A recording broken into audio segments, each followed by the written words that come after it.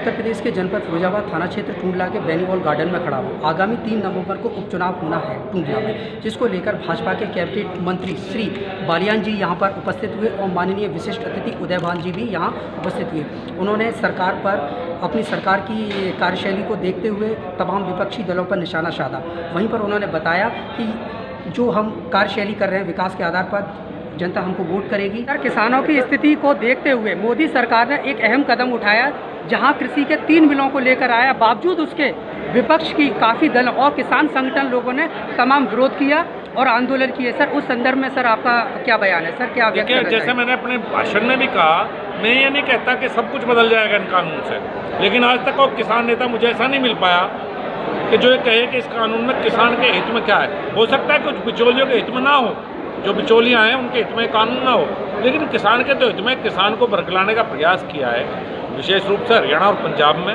वो राजनीतिक कारण है, वो किसान से जुड़ा हुआ कोई कारण उसमें। सर, बिक्री और खरीद की पसंद की भी स्वतंत्रता है इस कृषि बिल में, बावजूद उसके फिर भी विरोध हो रहा है। सर देखिए क्या है कि विपक्षी दल है, उनका काम हमारी प्रशंसा करना तो है नहीं, उनका जो कर्तव्य है हमारी बुराई करना, वो अपना कर्तव्य करते रहें, अपना काम करते रहेंगे। सर, केंद्र से ले तो हमारा काम है अपनी बात जनता तक पहुंचाना, और ये मेहनत है, इसका तो आप हमें अप्रिशिएट करो बजाय के पूछने के क्यों आए। क्या सर ये चुनाव 2022 के लिए कारगर सिद्ध होगा, एक सरजी मील का पत्थर साबित होगा? देखिए, ये नहीं कह सकते, कोई भी चुनाव, हर चुनाव अपने आप में अलग होता था।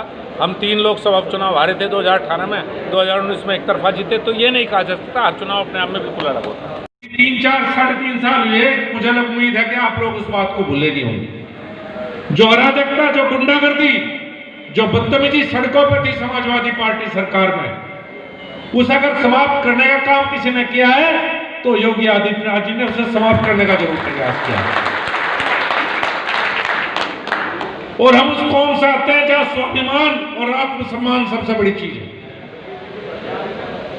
आज जब मैं यहां आया, सुना मैंने पहले भी था, तो वाकई मुझे दुख हुआ। मैं 11:15 बजे पहुंचा प्रमुख साहब के घर, और जब मुझे बात बताई गई कि समाजवादी पार्टी और लोकदल का जो संयुक्त प्रत्याशी है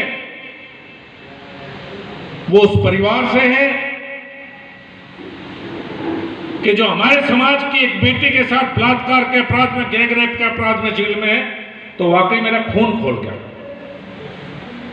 मुझे वाकई दुख पहुंचा कि पड़ोस में हाथरस में इतनी बड़ी बड़ी बात करते हैं कि हाथरस की बेटी बेटी और हमारी बेटी बेटी नहीं है। यह कैसे अपराधी को टिकट दिया गया, इस परिवार को टिकट दिया गया। और मैं समाजवादी पार्टी और लोकदल के नेताओं से भी पूछना चाहता हूं कि उनके पास कोई जवाब है? हाथरस में प्रदर्शन और यहां इनाम। और मैं सच कहूं, जिस समय घटना घटित हुई कोई मेरे पास नहीं आया। अगर कोई मेरे पास आता और मेरे समाज की बेटी के साथ ऐसा था, शुक्र है जेल में है, वरना मैं हाथरस में जो नहीं हो वो यहां जरूर करता अगर मुझे पता लगता था। मैं पिछले चुनाव में आपके बीच बघेल साहब के लिए वोट मांगने आया था।